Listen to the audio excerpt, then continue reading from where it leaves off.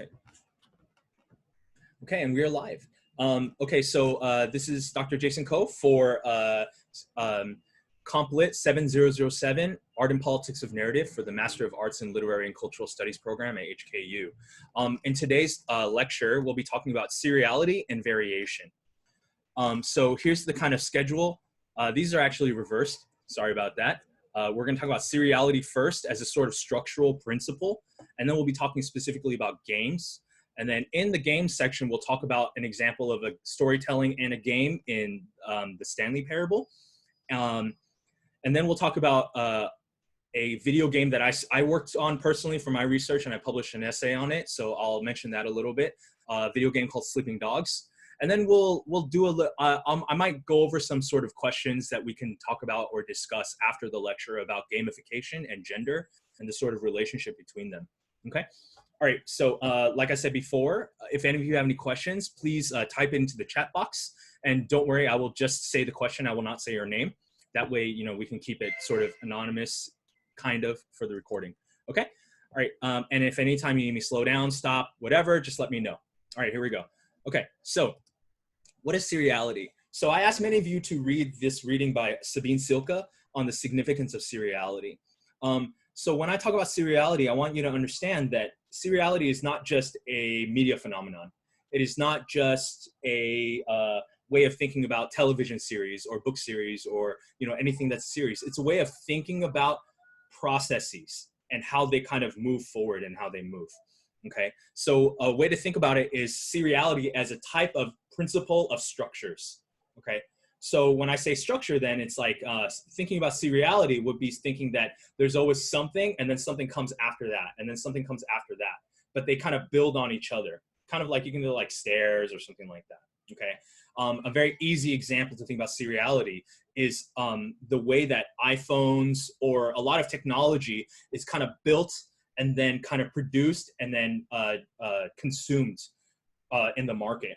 So for example, like the iPhone 1 and then the iPhone 2 and then the iPhone 3 and the iPhone 4, 4S, right? This is a series. So everything in the series is linked to what came before, but there's always like a kind of chain that kind of holds them together. And it's kind of countable because each one is a sort of repetition with a slight variation, repetition with slight variation. Okay. Now this is not something that's just true of goods or services. It's not just true of media. It's a structural principle to think about how does change happen.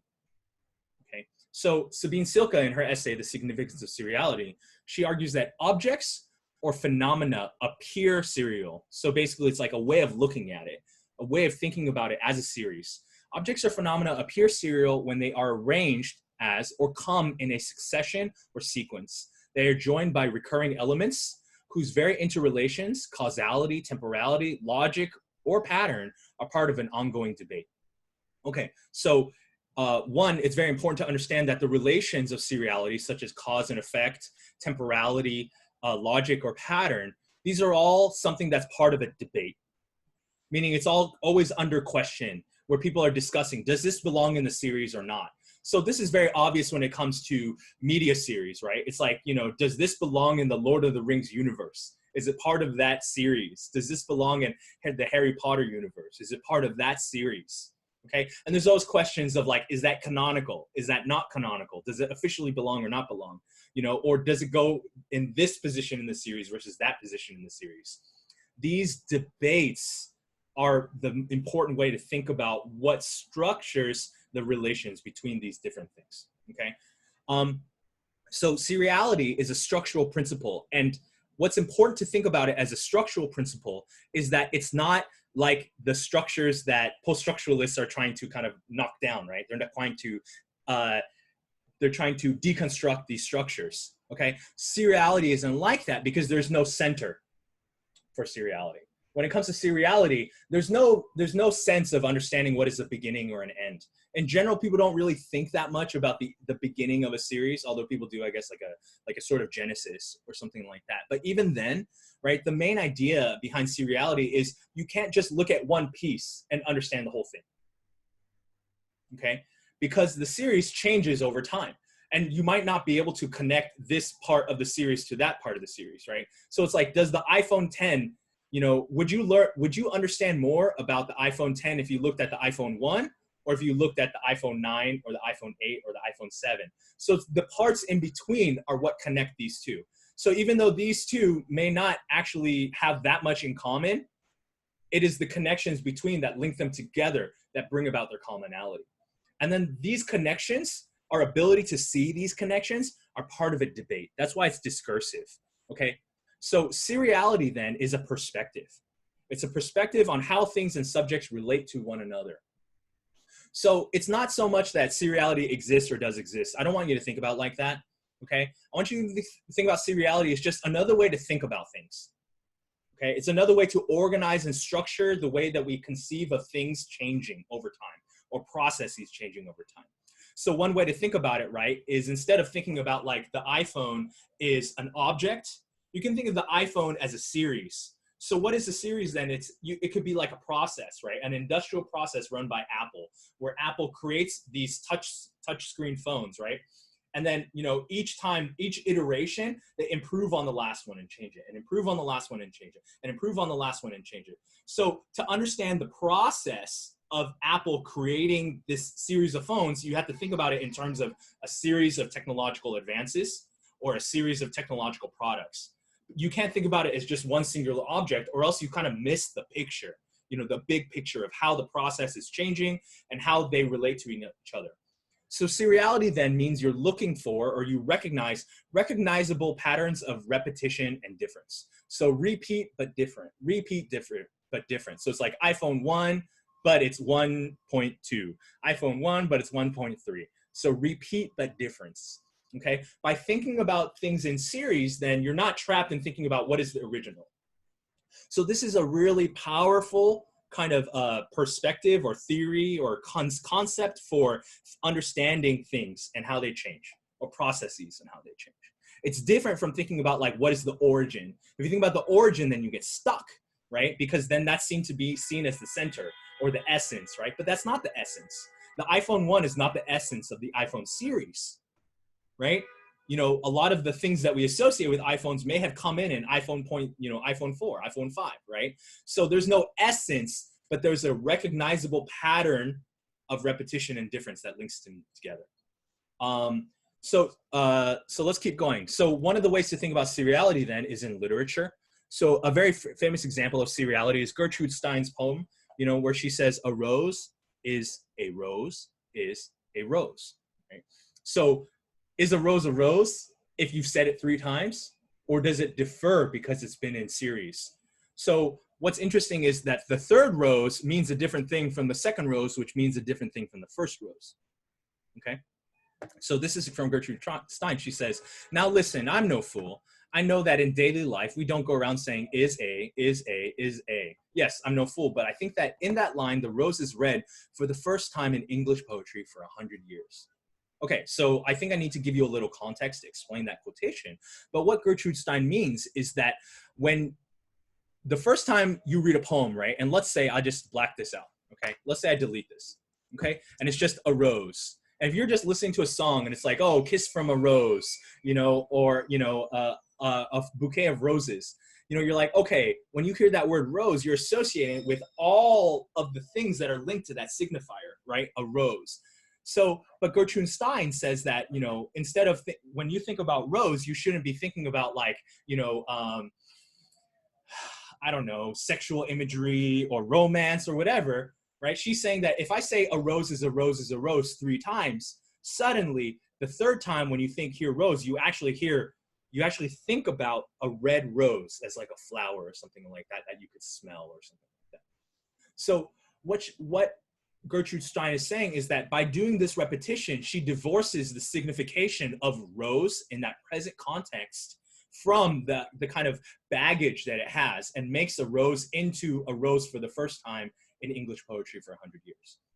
So by chaining it together, you change the signification of the meaning, which is actually incredible if you think about it, right? That means that the signifiers that we use, if you repeat it over and over and over again, suddenly the meaning of that signifier changes simply by the fact that you and me, like let's say me and the audience, are in dialogue with each other. So this would also hold true for other kind of other forms of signification, right? So let's say, for example, I say to you the word pen means this type of object for writing, right? But if I say pen, pen, pen, pen, pen, pen, pen, pen, pen, pen, pen, pen, pen, it doesn't mean this object anymore, right? The meaning has changed because coming in series, right? So this type of pattern influences the meaning. So seriality is a very kind of important structural principle to pay attention to. Sorry, my headphone cord got stuck. So I'm going to, I'm so sorry about this. This is kind of silly. One second. And I just lost my glasses. I'm like the nutty professor. 1 second. Oh my gosh, I almost knocked over my partner's monitor. Okay, don't laugh at me. I'm glad your mics are muted. And we're back. Okay. So yeah, so like when Romeo and Juliet, in Romeo and Juliet's in Shakespeare's Romeo and Juliet, there's a line that says, "A rose by any other name would still smell as sweet." So what if you think about that in series? Does that meaning change? Okay. Another way to think about seriality then too is not just as a structural principle, but as a sort of process that comes into action more and more because of industrialization. So one way to think about seriality then is that it becomes the sort of normal way to produce things, okay, because of the Industrial Revolution. So Sabine Silke argues that seriality is a sort of driving motor of modernity and modernisms, because this kind of idea of this linkage to something else, but always building on it, but still linked, building on it, but still linked, is how modernity works. By thinking of yourself as in a sort of progression, something going forward. So even like, let's say a lot of times modernity is thought of in terms of nation, right? You can think of yourself as a nation, as a series of sort of, people and communities that are all linked in this kind of historical series. And remember, reproduction is a big part of modernity as well.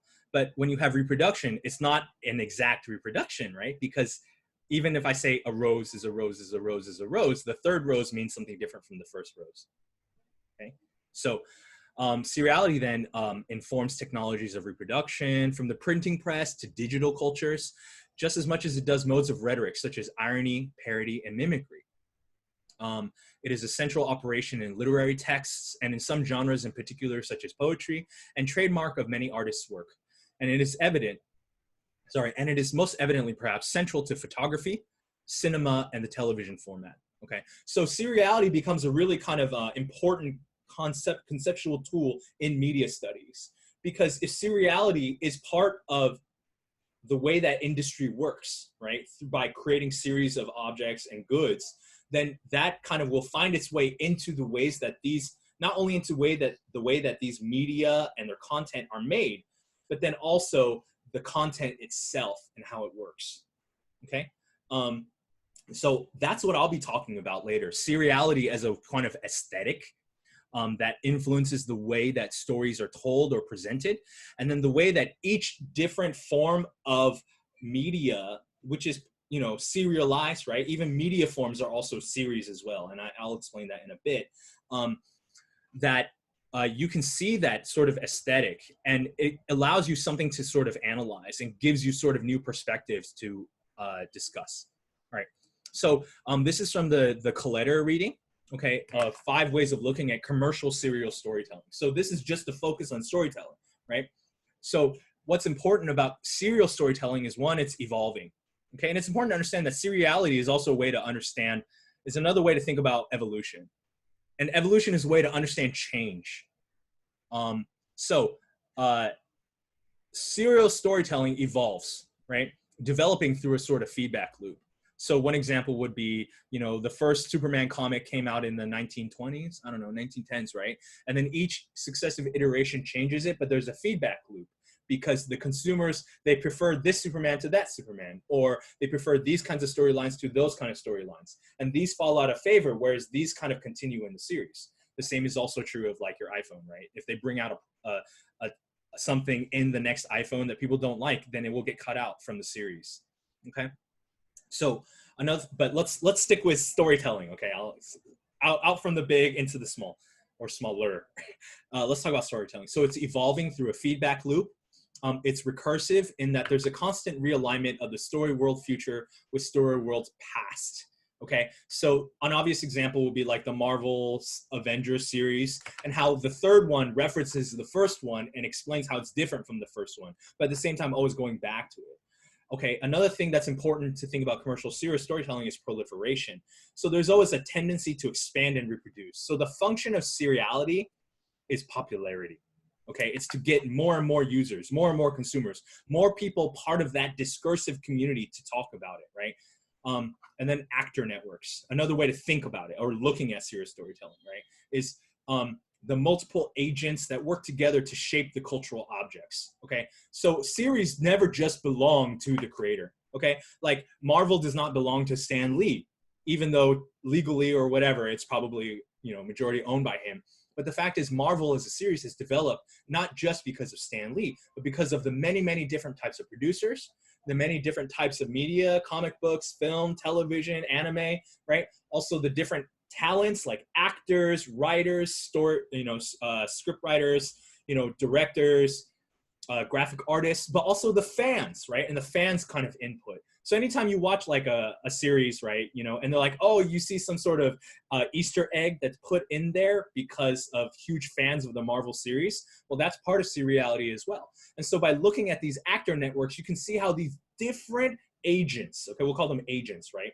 Because that means that it's different types of bodies, not just an individual like the director or the, individual, but it could be an institution like the movie industry or the ratings agency, or in the case of like PRC, right, the Bureau of, what is it called, the SAPRFT, right, the Bureau for Press, basically the censorship board. Okay, so it's like all of these different organs and apparatuses, but also individuals within them all shape that process in these minute ways. So it's all related, right? Relationality. So therefore, by looking at actor networks, you can look at all these different things. And then one is cultural ecological, which I think is kind of interesting, is this idea of you have to understand serial narratives as part of a cultural ecosystem. Okay, so yes, obviously it's capitalist, right? That's our current kind of era, but it's a way of thinking about it. It's like the way to understand, okay, for example, right, if you were to understand the human species in terms of evolution, right, which is looking at it as seriality, then you cannot understand human evolution without looking at the ecosystem in which human evolution or humans have evolved over time. So you have these kind of environmental pressures that shape that process as it moves. Things like immunity, for example, things like climate change, or the savanna or the ice age. All of these big ecosystem factors influence the shape that the human species goes through over its the lifetime or evolution of the series of human beings. So when it comes to, let's say, a series like Marvel, then you need to look at the sort of socio-cultural ecosystem in which it expands. So when Marvel and DC, okay, so DC's much earlier, but when DC comes about in like the 1910s, 1920s in the United States, it's a very different ecosystem from the DC that we see today. So to understand the series, then you always must understand the ecosystem around it. Okay, so I'm showing you these 5 ways of thinking about seriality and storytelling, and also these ways of thinking about seriality as a sort of engine of modernity to develop new perspectives for analyzing a text or analyzing something. By thinking about it through the lens of the concept of seriality, that means that you always must understand the context as well as the text. You always must understand the pressures and the multiple agents that go into shaping the process, as well as the process and the goods that come out of it. Okay, so that's why seriality is an interesting and useful way to seriality is a useful concept and a perspective for understanding phenomena, because it looks at change through time, including the community, discursive community, the ecosystem that shapes that process over time. So seriality implies change. over time, and with the input of different agents. We'll use that word. Okay, so that's why seriality is a powerful concept, because you have to kind of understand that there's a lot of stuff that might be missing that's in that sort of chain, and as it goes on, and it's kind of opening, right? Okay, so one example then to think about seriality is from an essay I asked you to read by Magnan-Park, who teaches in the CLIT program and sometimes helps out with the master's programs. And he wrote an essay about John Woo's heroic bloodshed films. So John Woo is a very famous, one of the greatest action film directors of all time. And I don't think anyone would argue with you, especially like Quentin Tarantino or someone like that, okay? He invented so much stuff, okay? Including like flying through the air with guns and stuff like that, right? All that stuff you see in The Matrix, right? A lot of that stuff is originally John Woo. And you could, okay, anyway, so aside from that then, Professor Magnan-Park's kind of argument is that you have to think about John Woo's bloodshed films, heroic bloodshed films, as a series of films that change with the ecosystem that they're developed in. So for Magnan-Park's essay, he talks about how John Woo's films always have a sort of ideology, right? And the ideology that's very important in John Woo films is a certain interpretation of friendship and what friendship means, or and brotherhood in relationship to, crime, for example, or action, or these other political issues. Now, Magnan-Park's argument is that when John Woo makes that sort of trans-Pacific movement from Hong Kong to Hollywood, that ideology of friendship is still important to John Woo's filmmaking, but because it's affected by the context in the ecosystem, the conception of friendship changes to one that matches the American Hollywood ideology in the markets. So there's an adaptation that happens in this series of films, okay? So I'll read from it, right? So John Woo's heroic bloodshed films are cinematic mediations of the concept Yingxiong, or hero. They are modernized forms of Cheng Che's wuxia pian, Chinese fantastical swordplay films with chivalrous knight-errant protagonists, with guns replacing swords and other handheld weapons, associated with the pre-firearm world. It isn't a surprise that Cheng Che's new style sensibilities underwent modernization in John Woo's choreographed ballistic ballet films to better reflect contemporary Hong Kong, where the traditional notions of Xia and Yi, for righteousness, continue to define the Yingxiong, with many of the Yanggang. Okay, I need to look at the original characters. Features still intact. Okay, so there's a theme that you see in these films, in these heroic bloodshed films that they're called, this kind of series of films. Okay, now Magnan-Park argues that there's a sort of heroic flux that happens, that it fluctuates after it moves across the Pacific, okay? So he argues that if Gertrude Stein's, which we mentioned earlier, if Gertrude Stein's famous line, "A rose is a rose is a rose," is applied to friendship, the statement "friendship is friendship is friendship" would in and of itself appear self-explanatory. However, the tautological rationale of isness neglects to address the connotative factors, so the connotation, right, the context, okay, behind a word and its rich cultural linguistic heritage that it invokes. In the case of John Woo's oeuvre, his narrative trope of friendship and its link to the Yingxiong undergoes a radical transformation once he takes the Pacific Passage from Hong Kong to Hollywood. Okay, so in that new context, then the ideology of friendship changes. So while a universal chivalrousness may indeed exist, right? So that's a universal essence, right? We remember we've been working to deconstruct this idea of essences. Its social function within a given society does not remain equally universal. So within Hong Kong's Sinocentric universe, friendship is politicized to Confucianism, and with it, a final possibility of social redemption via a bottom-up restoration of Confucian social legitimacy. Once John Woo enters Hollywood's corridors, his Sinocentric ideology of friendship is modified to fit with the demands of American individualism and its own tradition of singular heroics. Thus, a heroics of more than one becomes a heroics of just one, and with it, the devaluation of politicized friendship centrality in John Woo's oeuvre. Okay, so what he's saying is that as this series moves to America, suddenly what we thought was a fundamental ideology actually changes quite a bit. Even though it's still called friendship, friendship means something very different in this third iteration, which is influenced by context, than it did in this first one. Now, I'm not going to go into all of the arguments that Magnan-Park's makes about Confucianism and its relationship to friendship, but it's actually pretty brilliant. So I recommend that you go look up that article, and we can always talk about it in discussion later. Okay, all right, so let me stop there before we move on to this next section on games. Any questions about seriality? Go ahead and type it in the chat.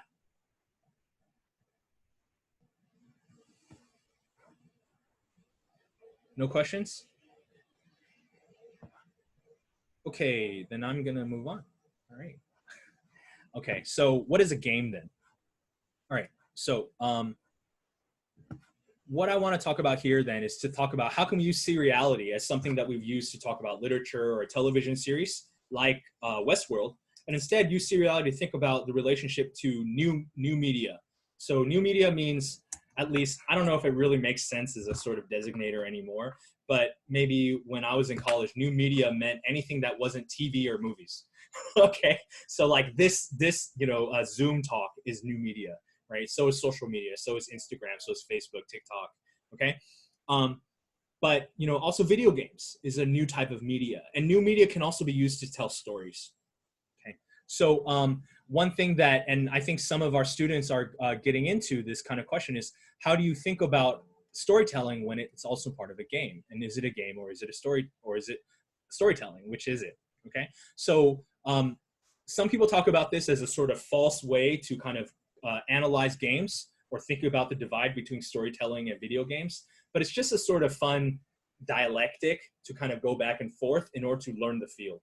By asking this question, is it a game or is it a story, and going back and forth, we can cover all the things that are inside and understand this phenomenon, okay? So even though this game or story is a false binary, we can use it as a sort of dialectic to go back and forth to understand the entire phenomenon, okay, of a particular text, for example. Okay, so here we go. What is a game? Okay, the classical model of a game is that it's a rule-based formal system with variable quantifiable outcomes, right? So when it says variable, that means that it can end more than one way. There are many ways for it to end, okay? And quantifiable means that you can count it. Quantity means something countable, right? So it's also a way to say it's not qualitative, right? So it either is or is not. So quantifiable outcome would be like, did you win or lose? I won, I lost, right? Or I'm winning by 3 points. I'm winning by 5 points. I am in second place and third place. Whereas if you tell a story, there's no quantifiable outcome of the storytelling process, okay? Another thing about a game is that there's a valorization of outcome. So valorization means that it's valorized. It's assumed to be better, or it's kind of, this is made better than that, right? So if you come in first place, that's good. If you come in last place, that's bad, right? So first place is valorized, right? So there's a system of value added to these different outcomes, okay? Another thing that makes it a game is that player effort is required to influence the outcome. So when you go to the movies, right, and you're watching, I don't know what movie, I don't know. Let's say you go to Let's say you go to the theaters and you're going to watch Mulan, okay, right? So no matter what happens, whether you watch the movie, like this, or you hate it, or you love it, or you fall asleep, the outcome is still influenced by, the outcome. Okay, no matter what the audience does, the outcome of the movie is the same, right? Okay, so whereas a game, like if we play rock, paper, scissors, and you throw rock and I throw scissors, then you win, right? You took a role in that game. You influenced the outcome. So another thing is players are attached to the outcome. They care what happens, right? I care if I win or lose. And then there are negotiable consequences. So, like, what does it mean to win or to lose? If you win, it could be like Game of Thrones, right? You win or you die, right? So there's negotiable consequences. And it could be different for everyone could see it differently, okay? So not all games must adhere to this scheme. This is just a model, okay? But I'm giving you this model so that you can think about it from that classical way. It's a bit like, Platonic ideals or Aristotelian categories. It's a model that we use, but it's not necessarily always true. So here's a sort of, this is from Jasper Jules' book. Excuse me. that talks about different, it's this sort of kind of graph, I guess, to say what counts as a game and what doesn't, right? And remember, this is based on the classic. So what are games? We talked about it. Fixed rules, variable outcome, valorization of player effort, player attachment, outcome, negotiable consequences, right? So obviously, like, rock, paper, scissors, tic-tac-toe, these all kind of mix, right? So what are the borderline cases? Pen and paper role playing. So those of you who play Dungeons and Dragons, is that a game or is that storytelling, right? It's kind of borderline, right? Open-ended simulations where it's like, if you play Sims, there's no valorization of the outcome. Whether you live or die in Sims, there's no like good or bad, right? You just keep simulating different things. There's games of pure chance where there's no player effort at all, right? So if you spin a wheel and you get awarded at a certain amount based upon what happens on the wheel, that's not a game, right? That's like there's no skill, right? There's no effort involved. If you had to like answer a question before you get to spin the wheel, then yeah, it's a game, okay? But the player has effort. Chance-based gambling with pre-negotiated consequences, but no player effort. So for example, like a game like craps, or like dice, where it's like, whatever you roll, that leads to certain outcomes. Now, most people might say there's no player effort, but some people might be like, hey, if I blow on this dice, it'll change what comes out, but whatever. And skill-based gambling. So there's also questions about that. A game like blackjack or 21. Some people would say like, oh, it's actual pure gambling because the player doesn't have control. But then maybe because the player can, do things like hit or full or stay, like this might influence the outcome, although not by that much. Okay. And then things that are not games, free form play.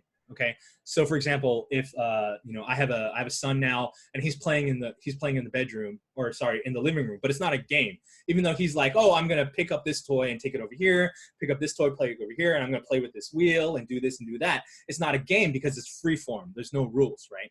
But if I set up a rule with him where it's like, oh, if you can put this toy into this box, I will give you this carrot, then that's a game. There's a set rule, there's a different outcome, and there's a reward, okay? Other things that are not games, but they still take strategy. You have to think about it as like Traffic, right? Or a Noble War, supposedly. And also hypertext fiction. So hypertext fiction is not a game per se, but there are multiple outcomes, even though they're fixed and there's no attachment necessarily. So you could see Stanley Parable as a hypertext fiction. You could also see it as a game too, right? Because you like some outcomes more than the others. And something like Ring Around the Roses or Storytelling or Conway's Game of Life. Okay, all right, so these are different types of games. Not games, borderline cases, and games. But again, this is based on the classic model. So what are the different types of games? All right, so another kind of a principle for thinking about the difference between games, and even then, this analytic is not necessarily actually always true, okay, is this idea of emergent versus progressive games. Okay, so an emergent game is a replayable multiplayer game. And the fiction behind the game doesn't really matter after you play it multiple times. So once players understand the game, the designer also has a lot less control. And the rules and players, they combine to make many, many variations. So emergent games can take on a life of their own. They're called emergent because there's emergent outcomes. Right? So when you combine this player and these rules and put it together, you don't know what's going to happen, but it can be replayable too. So examples of emergent games would be like rock, paper, scissors, right? Or chess, or, like football, like certain sports, basketball, other games like strategy games like chess, even something like Angry Birds, poker, StarCraft, okay? All of these games have a sort of fiction behind them, right? But they're not really important anymore. Once you learn how the game works, that fiction doesn't matter anymore. Like, for example, right, rock, paper, scissors, what's the fiction behind it? It's that, like a rock beats scissors, right? So it's a lifelike thing, right? A rock beats scissors, but scissors beats paper, right? And then paper beats rock, right? So the fiction is that paper, rock, and scissors are related in this kind of way. But actually when you play rock, paper, scissors, you're not really thinking about a rock. You're not really thinking about paper or scissors. You can use any word. I could say a googly, a moogly, and a boop. And the oogly cuts the moogly, but the moogly beats the boop, right? It doesn't matter. The fiction doesn't matter once you understand the rules. So that's what emergent games are, right? So a lot of times in the beginning, you might use the fiction of the game to draw people in and also to teach the rules, but once that happens, then the fiction doesn't matter. Obviously for chess, right, it's a game of, battle where you have pawns and knights, but then you also have political power like the king and the queen, the bishops and the rooks. But once you play chess and you know the rules, then it doesn't matter anymore, right? Like, oh, this is a horsey. Like, who cares if it's a horsey or a knight, right? All that matters is how it moves, okay? That's an emergent game. And this can be contrasted with a progressive game. So progressive games are oftentimes like adventure games where the player faces a setting just once and is therefore more likely to take the fictional world at face value. So an obviously game that people always talk about is Super Mario Brothers as a progressive game. You progress through the map, you progress through the levels, right? And so there's no, you have a very strong control of the game designer. The game creates the world, and you very rarely, if ever, and if you do, it's probably a bug, do something that the designer did not intend, okay? So obviously then there's a low replay value because when you play it again, it's going to be the same thing and you go through the same progressive storyline, okay? And there's no emergent outcomes. The game designer determines the progress, okay? Games like this is Sleeping Dogs, which I'll talk about later, Super Mario Brothers, Legend of Zelda, Tomb Raider, Assassin's Creed. So in these games, the story is very much linked to this kind of journey that you're going through in the game. So Stanley Parable then would be a progressive game, for example, if you even consider it a game, which is, okay. So these are two types of games you can think about, emergent or progressive. Now, obviously, many of you are already being like, okay, but if you play a progressive game with multiple people, then it can be emergent. Or the progressive game like Call of Duty can turn into an emergent game later, or StarCraft or World of Warcraft, whatever. And obviously, emergent games, a big part of what makes them emergent is that you have multiple players. If you play a game by yourself, you never kind of go anywhere other than where the game allows you to go. But if you have multiple players, then you have different things that are happening, okay? And it becomes more what they call open world. Okay, so a very important way to think about games then is the role of agency. So agency, right, is the kind of willpower or will and the level or determination or degree of freedom or control that the player has over the outcome and what happens. So significant player agency would mean like, they control a lot. They can do whatever it is that they want. Like Sims will be a high level of agency. Whereas, I don't know, like Pong, I don't know, you just go up, left, right. So your agency might be considered weak, but then at the same time, whether you win or lose is still up to you. So agency is a very complicated thing. It's not just you have it or you don't. There's different degrees of agency, different degrees of freedom. And these degrees of agency and the qualities of agency are also afforded by the medium. So one game might grant you more agency than another, or maybe you insert a cheat code and suddenly you have even greater agency. But then at the same time, the limitations of that world and that game world and its rules kind of grant you what you might consider to be freedom in the first place. So that's something that Stanley Parable plays with as well. So those of you who are fans of the game, that's one of the things that it's sort of subtly critiquing. Okay, so this question of agency then is an amount of control over decision-making or freedom to act. It's like a capacity. And there's also qualities of agency, right? It's not just one degree. There's different ways of thinking about agency. So one way to think about agency then is that it's determined. So there's no possible influence on the outcome. So it's your fate. You have no agency. So like, let's say you watch Mulan or something and you have a character that you really, really love and that character dies. It's too bad. It's determined. You have no choice on that. Okay. So undetermined then is the future is open, right? It's anything is possible. You have complete agency. You can win, you could lose, right? So emergent games have undetermined outcomes, whereas progressive games have determined outcomes. It's teleological. So it's like there's always this kind of ending. So, Super Mario Brothers, eventually you're going to find the princess that you're really supposed to be with and take her home and capture her yourself or whatever, in this misogynist way. But obviously, again, these are kind of limited ways to think about it. There are ways to think about it, especially when it comes to seriality, how something that might be considered determined suddenly becomes something that actually is undetermined, or there's a feedback loop. So one thing that people talk about is like Mulan. So Mulan is a series, right? You can think about it's like, when did Mulan begin? Well, it was a legend, and it's a legend that has to do with China, or does it have to do with like the Mongolians or the steppe, the nomadic people of northern, that area, but as it changes through time and as each series and iteration changes, suddenly it's an animated figure with a pet dragon, and a love interest. And then now it's a live action film, and with no love interest. And these different changes are influenced by the people who are watching it, different agents, right? So one thing that I think is quite interesting is that some people say that the new Mulan, they purposely did not have a romantic lead because they didn't think that Mulan should have a romantic, character as a foil, like a male, or maybe it's heterosexual, and heteronormative kind of male figure as the romantic a connection, because in the Me Too era, it's seen as, actually degrading and completely unnecessary. Another way that audience reception has influenced it is the way that Mulan, the actress who plays Mulan, has been received because of her comments about politics in Hong Kong and in mainland China. So these are ways that audience feedback goes into and affects the shape, okay, of these series. But you won't understand that if you only look at one object. But if you look at it as a series, you begin to understand how the context shapes the latest iterations.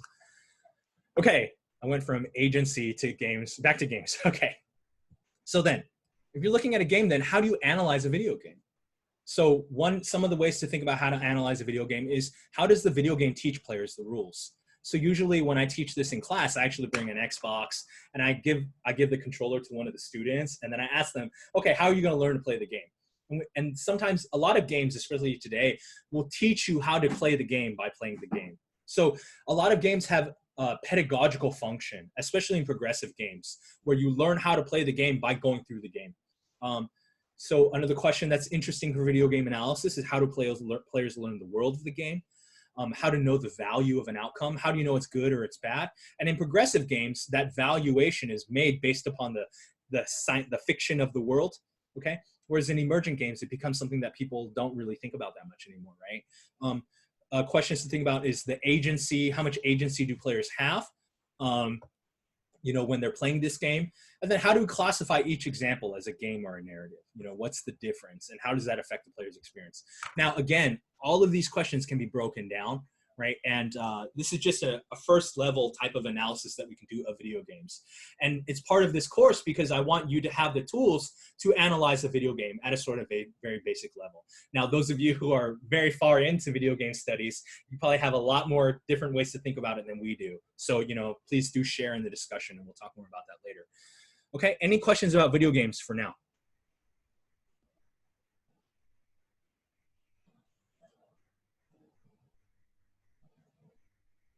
Nope, nope, no. Okay, well, thanks for being there. Okay, so we got some no's. All right, so then let's keep going.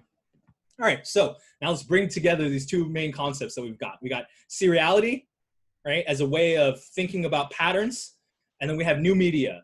So what about if we think about seriality and new media together, right? So what if we think about seriality in digital games?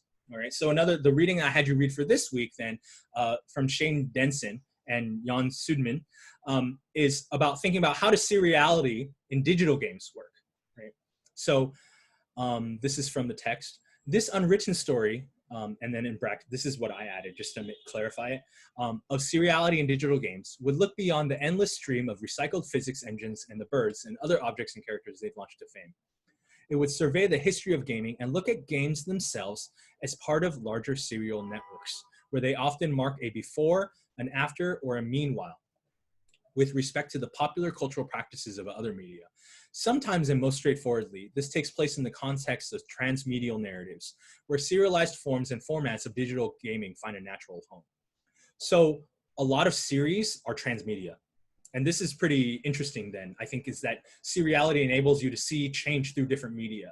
So the example I gave you earlier of Aaron Magnan-Park's analysis of John Woo films looks at seriality by thinking about it in changing from Hong Kong to Hollywood, right? But what about if we think about series that changes through different media? So Westworld is a great example. It's based upon Westerns and television Westerns, and these kind of heroes. And then it was based on Westworld, the Michael Crichton TV series. And then it was kind of built upon and then built into kind of streaming HBO series and so on and so forth. So how does a series change as it goes through different media. And then it's very exciting for media theorists then when you think about how does a series change when it goes into a digital game. So for many of you, you might be thinking about like, well, the example I'm going to give you is Sleeping Dogs, right? My argument is that Sleeping Dogs can be seen as a form of seriality of Hong Kong cinema and Hong Kong action cinema, like John Woo. Okay, and then my argument would be that it is sort of, it sees itself as part of that series. And whether or not it really does count as that is part of that discussion, right? Remember we talked about the discursive community around seriality, okay? So digital gaming is a really good way to think about seriality, you know, especially a big media kind of series, you know, like Marvel, for example. I mean, how many Marvel video games are there out there? Okay, and so on and so forth. But another thing that's important to understand about digital games is that because digital media are themselves serial technology, right, that the seriality is built into the games themselves. Okay, this is important to think about. Like, let's say, for example, you have, what was the first video game? I don't know if it was Pong or something like that, right? But what system was it built on? It might have been built on a, okay, I don't know this stuff. I'm not a huge media computer historian, so I'm not going to embarrass myself by going back that far. But Pong has gone through different types of video game systems, right? Maybe it's Atari, and then it's, you know, Nintendo, and then so on and so forth, right? So and also these different systems are also series, right? So like you have Nintendo, and you have, okay, this is beyond your time. I know this is younger than all of you, but there's Nintendo 64, and then there was like the Game Boy, and then there was after that, then it was like, I don't know, Super NES, Super Nintendo, right? And every time there's a new kind of technological innovation, it's kind of incorporated into that series, right? So even though the original Nintendo that we had the cartridges had to blow in is so different from the Nintendo Wii, or what's the new one, the Nintendo, the one where you clip it together and take it apart. Anyway, you'll know what I'm talking about. Yeah, the Switch, thank you. The Switch, yes, the Nintendo Switch, right? So that's the latest advancement, and that might not be considered part of the NES series, right? Maybe it's NES, and then it branched off to Game Boy and mainstream, right? So then it's like, oh, is it part of the Game Boy series or this series? It doesn't matter. My point is that by thinking about it as series, you know, it gives you a different perspective on it. Also, because these technologies are themselves serialized, okay, and part of the process of it is built into the way that games work themselves, okay? So much more basically, computer games themselves constitute their own internal structures. Okay, I'm gonna pause really fast. It seems like people are saying there's noise in the background. Is everyone hearing noise still? No, are we okay? Lori, are we okay? No? Okay, all right, then I'm just gonna keep going, okay? All right, so the experiential level is serial. So even though the technology, you know, the operating system, remember operating systems are serial too, right? You're on iOS 29 or whatever now. You're on Apple, Mac, Catalina, you're on Windows 7, Windows 10, whatever, right? These are series, right? And the technology is built on, stacked on top of each other and builds from that. The experiential level of video games themselves are also serial, especially in digital games. So back at the experiential level of our playful active interface with them as well, games employ a variety of structures and strategies of serialization. So a really great example is Super Mario Brothers. The first level, right? You're just right? And then you just like jump over this little thing. I've played it so many times, right? Now, what's the next level in that series? You go through that pipe, it's like, and then and you come out to another world. This world is a continuation of the previous. It's a repetition, right? It's the same thing. You scroll from, I'm gonna go from your point of view. You scroll from left to right and you just keep walking across, right? Now, it's the same thing, but it's different, right? You're also walking across, but then this time the brick is here as opposed to here. This time the space is here instead of here. And then each level is harder and harder and harder, progressively harder, but it's also part of a series before. And if you pass this one, you will be close to being able to pass this one, and so on and so forth. And because you have these save points where it's episodic, right, then it's the way that seriality is built into the structure of the game itself. Okay, so episodes, right? That means it's a series. Okay, and how many episodes are in the series, right? It's episodic. okay? And oftentimes you have a similar starting and end point. So all your favorite TV series, every time you hear the opening, you get all excited, right? That's part of seriality, because it reminds you of all the ones that have come past, but then also promises something slightly different. So those of you who want to think about the way that seriality is built into, this kind of storytelling form, and also think about seriality as how it's built into games and technology, I recommend you watch the first episode of Westworld again. Okay, Westworld is a really good example of how seriality is built into, one, storytelling structures, but two, also into technology and games as well, right? Because Westworld is about people playing games, but from the perspective of the NPCs, the non-playable characters. Okay, all right, let's move on. Okay, so then what are the research questions then? So now that I've explained this methodology, right? Seriality as a way to understand media and storytelling in media, and especially in digital, what are the kind of interesting research questions we get out of digital seriality? So Denson and Sudmann, they say, one, we seek particularly to understand how the structural and processual conditions of the digital inform the practical and aesthetic dimensions of seriality. So how is it that the fact of the technological structure and the production and industrial structure of seriality is how these games and these stories come out? How does that influence the structure and the practical and aesthetic dimensions of the sort of text? Okay, so remember when we talked before about Jameson, right, and the political unconscious, and how you can see this kind of idea of the surface level and the above the surface and the below the surface. And the argument would be that all the kind of economic system, right, the base, right, influences the structure, what you see on top, right? What's below the surface influences what's above the surface and the whole kind of expression. Well, seriality then can be seen as below the surface, as a metaphor of all of these texts, because they're developed through the seriality as a process. So then you should be able to see the manifestations of seriality in the structures of these games and these stories and the aesthetics of them. So Super Mario Brothers, obviously the aesthetic is obvious, but this is also true of many forms of art, right? So cinema is obvious, right? Why is it that you can see movement when it comes to cinema? It's because it's the same thing but slightly different at 16 frames per second. So it's not actual movement per se, because we're imagining the movement, and we're imagining that this image is linked to this image, but actually they're just moving really fast. But that movement really fast creates an illusion of continuity, and that illusion of continuity is created in your mind, the mind of the spectator, but it's created because we see it as a series that's branched together. So many media forms have seriality built into it, obviously television, right? And, but also poetry and music, okay? So, and paintings as well, like Monet would be like, I'm gonna do water lilies. This is water lilies number 1, number 2, number 3, number 4, number 5.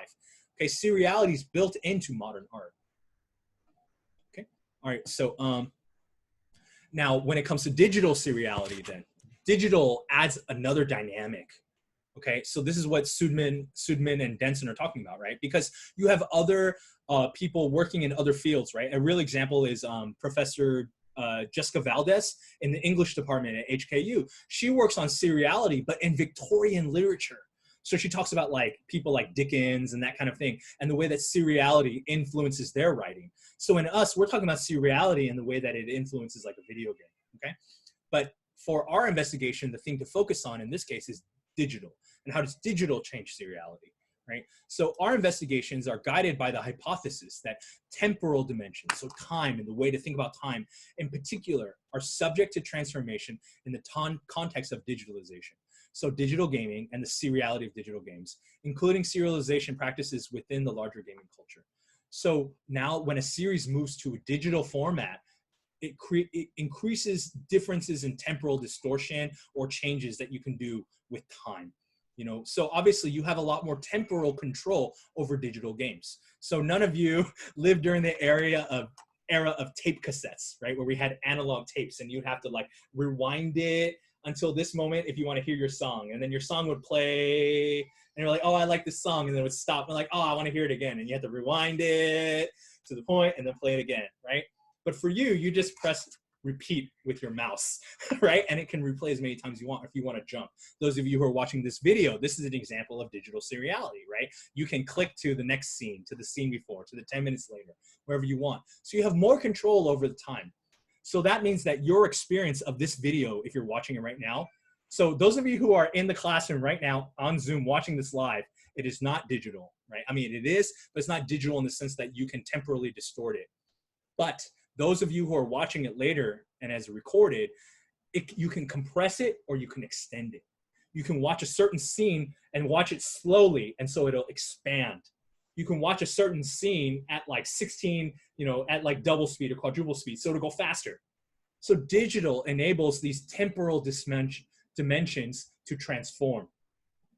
Okay, so that's a key thing about digital and digital seriality, right? So actually, okay, let me stop here. Any questions now?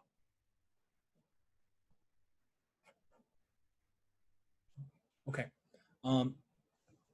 Wait, did I skip the Stanley parable? Oh my gosh, did I? Oh, maybe I opened the wrong file. Okay, well, anyway, I'll just talk about Stanley parable a little bit. All right, well, let me just talk about my publication first. So I took this on myself then to think about how is it that something that can be considered a series changes when it enters a sort of video game. So my argument would, for when I talked about this video game Sleeping Dogs, is that you can see it as a form of seriality because it's purposefully referencing Hong Kong action cinema, including films like Infernal Affairs, the John Woo kind of films. What else? The racing films, and also the Hong Kong triad films like Election and that kind of thing. And my sort of argument is that it becomes kind of moved into this kind of video game world, and a lot of the aspects of the story change because it goes through this digital transmedial transformation, including things like time. So I go over and I look at different metrics. I look at, I think about it in terms of allegory. I think about it in terms of temporal disruption. I think about it in terms of, seriality when you think about a political community. So those of you who want to go into those details, you can take a look at the essay. I probably will not talk too much about that because I want to focus on concept. So those of you who are interested, you can talk about Hong Kong cinema and Sleeping Dogs. I've got some links here so you can kind of look through them later, okay? This is not super important to our lecture right now, but one of the ways I think about it is also by thinking about the relationship of gender to seriality. So those of you who are interested, we can talk more about that in the discussion. Okay, so what I would like to do real fast then is, because I had a lot of requests, is to talk about the video games, the Stanley parable, as a way to think about games and the valorization of different endings. Okay, so before we do that, this textual analysis, I think what I'm going to do now is I'm going to stop the recording. Okay, and then what we'll do is I want your sort of input about the Stanley parable, and then we can kind of go into a kind of different groups, okay, and then talk about Stanley parable and different things that we've thought about after hearing this lecture. Okay, all right, so any questions that you would like me to address during the recording section of this? Okay, no. All right, so I'm going to stop recording now, and and then we'll get on to the class discussion. Okay, all right, so recording, stop.